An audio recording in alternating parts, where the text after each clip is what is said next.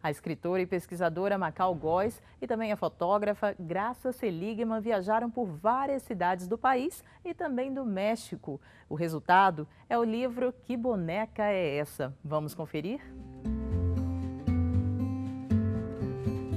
Esta noiva, por exemplo, é o trabalho de uma bonequeira de Campina Grande, Paraíba. A riqueza de detalhes, a roupa, o formato do corpo, todo o capricho na confecção da boneca foi registrado pelas lentes de Graça e contado pela pesquisadora Macau. Também a origem da boneca Esperança e a história de sua artesã integram as páginas do livro, que sela uma amizade de quase 4 décadas.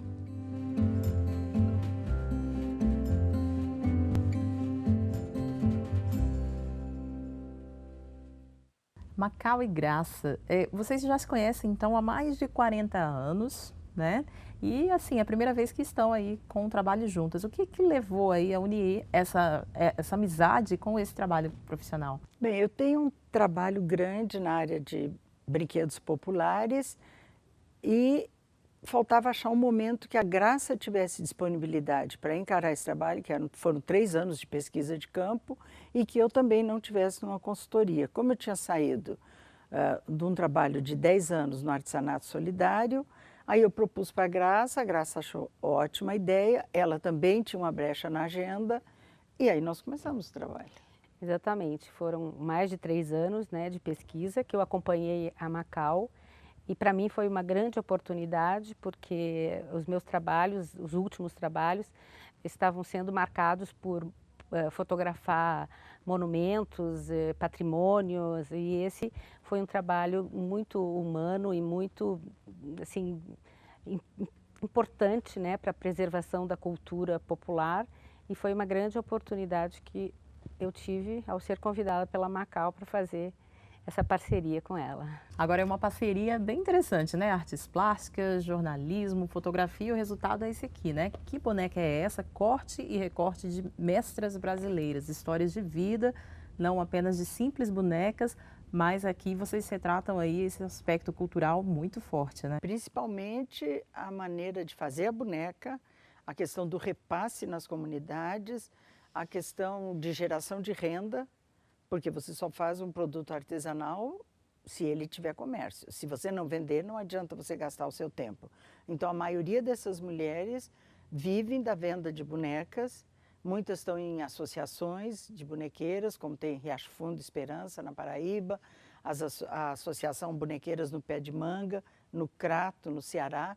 Então, são mulheres que organizaram e, a partir de um fazer que foi aprendido na infância, através da mãe, da avó, de alguma tia, elas repassam, às vezes, para outros aprendizes, formam um grupo com o objetivo de divulgar e de vender a boneca. E o que mudou na vida de vocês? Assim, vocês continuam tendo contato, inclusive, né, com algumas dessas artesãs. Por exemplo, vocês acabaram de receber, deixa eu mostrar aqui, 2 bonecas, que por acaso, aliás, mostre você, por favor. Essa sou eu.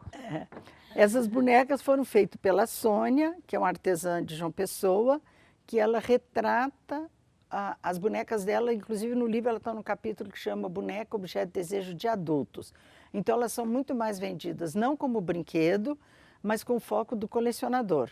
Então ela faz a Xuxa, ela faz a Amy Winehouse, que está aí no livro se você quiser mostrar, e ela fez Eu e a Graça. Agora, o livro é resultado de uma tese de pesquisa, né? Como foi esse processo de adaptação à linguagem literária?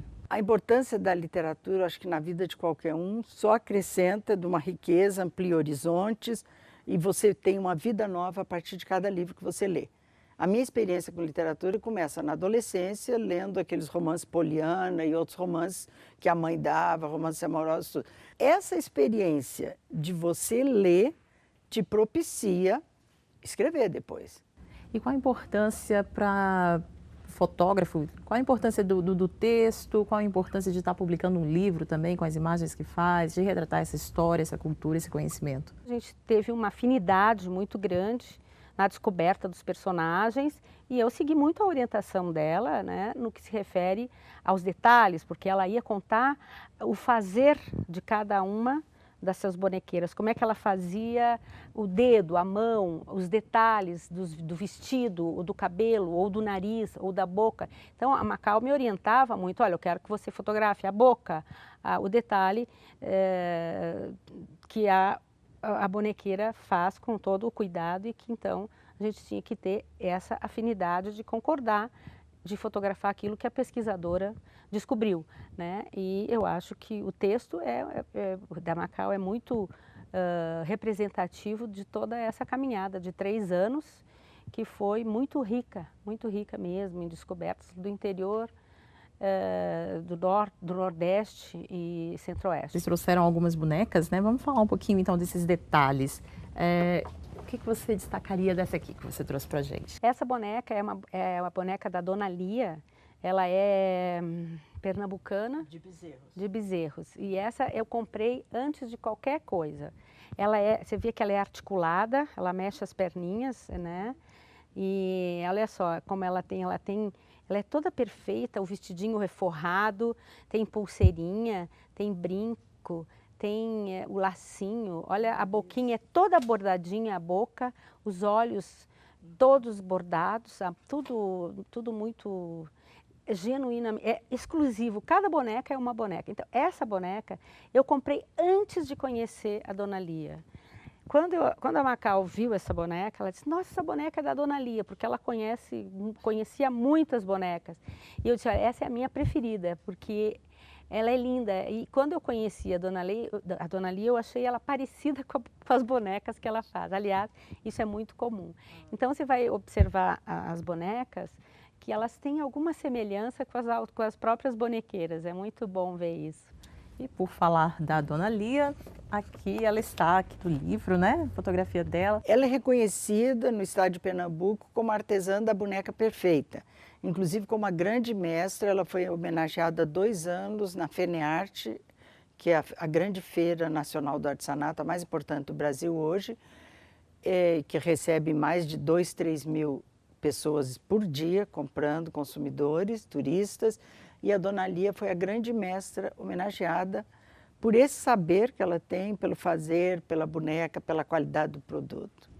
Falar em qualidade de produto, a gente nota justamente isso, né? Os detalhes que a gente acabou de destacar e também, assim, a finalização. Vamos falar desse boneco aqui agora. Quem é ele, quem fez? Esse boneco é de Goiás, da Ana Costa, aqui de Olhos d'Água, que elas fazem durante a Feira da Troca, que acontece 2 vezes por ano, e elas fazem para trocar, ou não trocando por outra coisa, porque esse é o objetivo da feira, é vendido. E você vê que é um boneco bem mais simples, a costura é aparente, ele não tem um requinte de produção como tem o boneco da Dona Lia. Mas é um boneco muito interessante, porque reflete a cultura da região, o chapéu de palha que todo mundo usa, está carregando um outro boneco, então é um boneco especial. E isso também retrata justamente isso, né? A cultura. Cada região tem uma particularidade, tem uma mestra e tem muitos aprendizes, tem muitos artesãs que fazem a boneca mais simples, comum e vende. E o preço delas em feira custa R$10, R$15. Elas vendem essa grande, você poderia pegar, Érica, essa daí é de Esperança, uma boneca dessa lá custava R$30. Agora você olha o detalhe, ela tem pulseira, tem sandália, salto de sapato, bolsa com lantejola, e tudo isso só deu riqueza no livro por causa da imagem. Aí por isso que é uma parceria perfeita. Porque a Graça entrou tanto no universo, como fotógrafa, ela entrou tanto no universo da lúdica, da artesã e da mestra, que o livro é de uma riqueza exemplar. E só poderia ser um livro com imagem, porque senão a gente cairia numa pesquisa comum, científica, sem atrativo nenhum. E o brinquedo tem um atrativo. E você tinha me perguntado anteriormente por que a boneca, se eu brinquei de boneca. Eu brinquei muito de boneca. Até os 13 anos eu brinquei, eu ganhava muita boneca. E a boneca, dentro do universo do brinquedo popular, poderia ter escolhido o carrossel, a pipa, o carrinho. Mas por que a boneca? Porque a boneca é o primeiro ícone que a mãe dá para o filho. Então vamos aproveitar o momento para conhecer um trecho do livro em que se fala aqui da boneca de Esperança. Desejadas bonecas. A expressão do trabalho de tia Luzia e suas sobrinhas é lembrado pelo depoimento de Maria Salomé Duarte de Mello, 86 anos, moradora da Paraibana Areia. Morávamos em Esperança, tinha eu 8 para 9 anos. Havia na cidade a feira livre semanal aos sábados.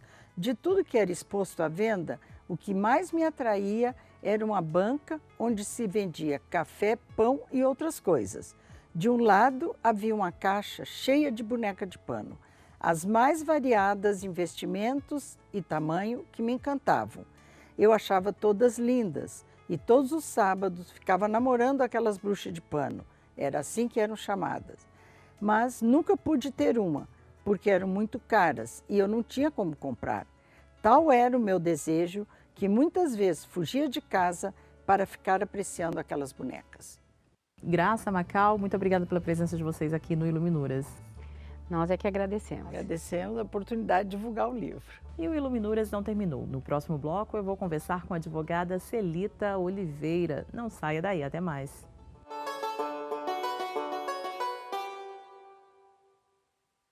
O Iluminuras está de volta e eu converso agora com a advogada especialista em Direito Econômico, Celita Oliveira. Celita, você tem 10 livros publicados, um deles, poesia. Eu faço poemas desde criança. Com 13 anos, 12, eu já tinha muitos poemas, eu sempre fiz poemas. Mas nunca me inclinei para a publicação, não. Terminei o curso de Direito e fui fazendo várias especializações e passei a escrever livros jurídicos. Com 3, 4 anos de formada, eu já publiquei o meu primeiro livro, que é este aqui, Legalidade e Função Socioeconômica das Empresas de Asseio e Vigilância, Asseio e Conservação. Mas depois, por incentivo dos meus colegas da Academia de Letras do Distrito Federal, que sou uma das fundadoras, especialmente o brilhante poeta José Prates, que foi quem catalogou tudo que eu tinha escrito, escritos em guardanapo, escritos em vários lugares. E aí, com incentivo dos colegas, eu resolvi publicar esse livro de poesia.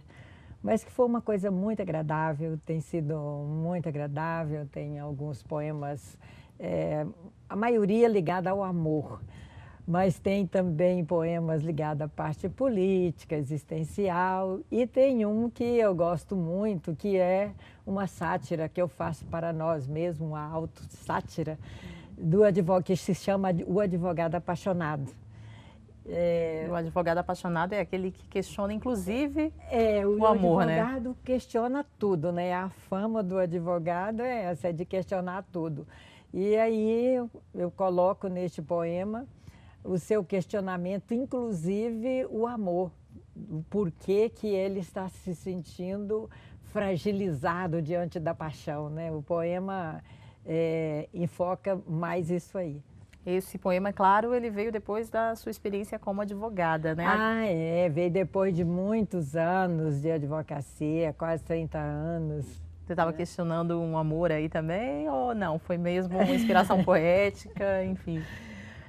Não deixa de... A poesia, ela é uma criação, que sai muito do imaginário, mas não se pode dizer que o poeta tira alguma coisa própria lá de dentro, sempre tem algum resquício, né? Agora, uma adolescente que já escrevia poesia aos 12 anos é sinal aí de que você foi uma criança que lia bastante, né?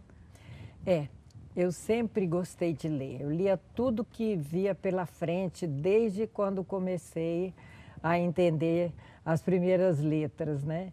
E eu sempre li muitos livros, vários livros que eu encontrava, além dos escolares que eu devorava e amava, mas eu sempre gostei muito de ler. Você diria que um dos que marcaram muito a sua infância foi O Pequeno Príncipe? O Pequeno Príncipe, acho que, além de mim, marca, assim, ele marcou a vida de muita gente, né? Eu poderia dizer dos meninos do grupo, né?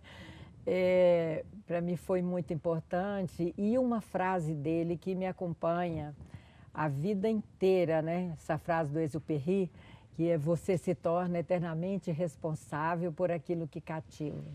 Eu sempre respeitei muito as minhas amizades e sempre as coloquei num patamar muito elevado, com esse respeito profundo. Se você foi amigo, se você teve uma relação de amizade com uma pessoa, eu acho que isso deve ser respeitado para sempre. Então, eu concordo perfeitamente com o autor do Pequeno Príncipe, Exupéry.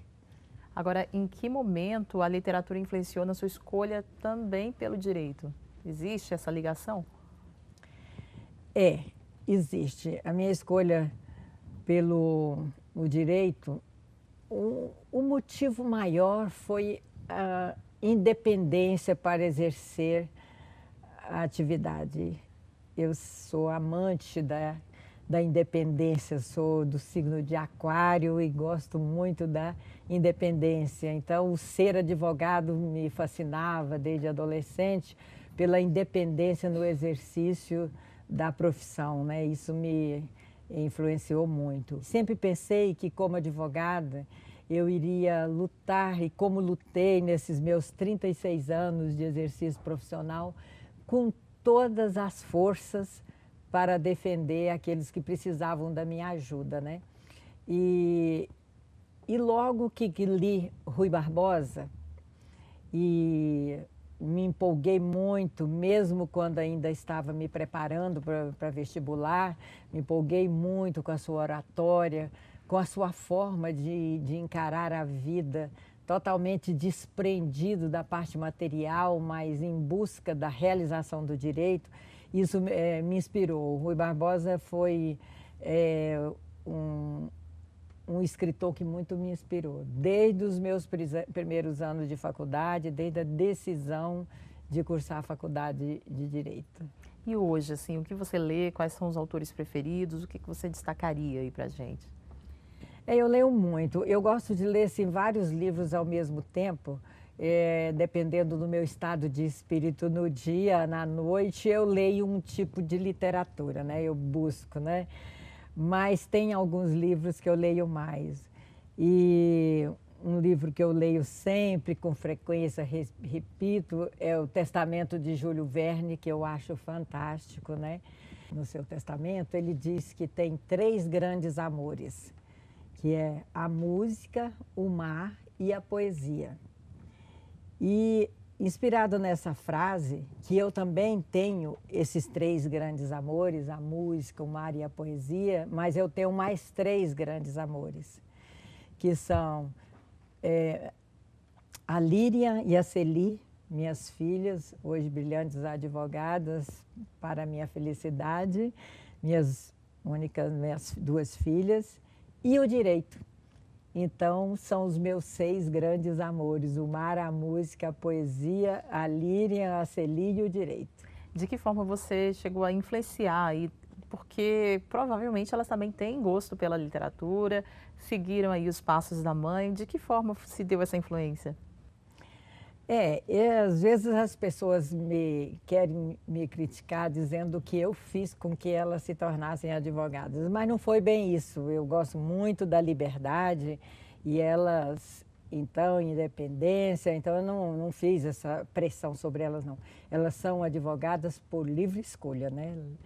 Mais os livros, mais de direito, a convivência, com certeza. A convivência, elas sempre me acompanharam em todas as minhas caminhadas, né? Cursos, palestras e livros, né? E a Celi, que é a mais nova, também escreve poemas. Inclusive, neste meu livro de poemas, tem no final 2 poemas dela, né?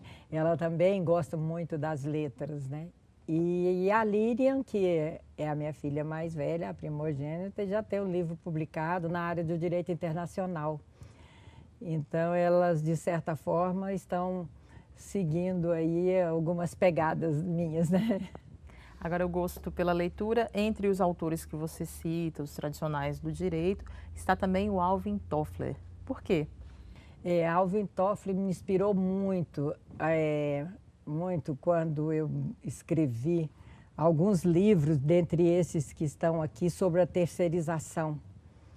E ele tem uns livros muito interessantes, é autor de best-seller, né? E que escrevendo, demonstrando as transformações do mundo, que o mundo mudou muito, né? Inclusive ele chama até, ele faz uma alusão às revoluções tecnológicas e chama que hoje nós estamos na terceira revolução, que é a revolução do conhecimento, né? E então ele trata com muito detalhe, muita sabedoria, as transformações, porque passou o mundo econômico, o mundo do trabalho, as relações de trabalho. Então vamos aproveitar a oportunidade e conhecer um pouquinho mais de Alvin Toffler.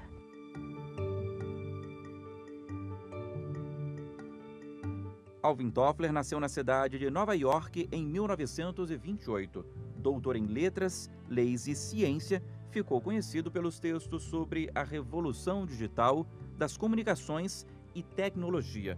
Casou-se com a escritora Heidi Toffler. Juntos, os dois escreveram diversas obras de análises sobre mudanças sociais, políticas e econômicas, além do livro Future Shock. Mas foi Third Wave que lhe deu notoriedade mundial e marcou seu nome na década de 80. O livro mais recente é este aqui, Mudanças na Terceirização, História, Leis, Decisões Judiciais, 2009, né? Isso, é o mais recente. Tem aí algum projeto, você já está escrevendo algum outro livro, de repente um de poesia, né, também, para incrementar aqui essa mesa? Poesia é uma paixão. Mas eu tenho 2 livros que estão aí para chegar à conclusão, né?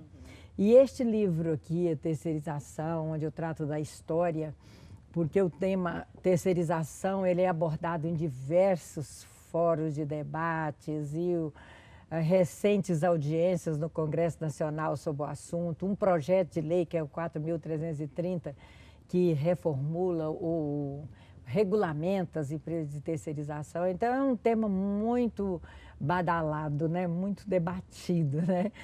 E o cerne da questão é se pode transferir para a terceira execução de atividades fim ou não, porque a meio já é considerado válido por súmula do TST e tal. E neste livro eu fiz uma pesquisa de textos de leis atuais que prevê, sim, a transferência para a terceira, a possibilidade de transferir para a terceira, também atividade fim das organizações, né? E neste livro eu transcrevo essa lei. É uma tese, assim, muito polêmica, já participei de muitos debates sobre isso, mas a legislação atual, ela permite. O meu livro está lastreado na Constituição, no artigo 175, que diz que o Estado pode exercer os serviços que ele presta à população diretamente ou contratando terceiro através de licitação pública e outras leis que eu enfoco também, né? Então esse foi o último livro. Parabéns pelos seus projetos pessoais. Muito obrigada pela sua presença no Iluminuras. Eu que agradeço a TV Justiça. E o Iluminuras fica por aqui, mas você pode rever os programas no site da TV Justiça. Acesse www.tvjustiça.jus.br. E na semana que vem temos mais um encontro marcado com o direito e a literatura. Até mais!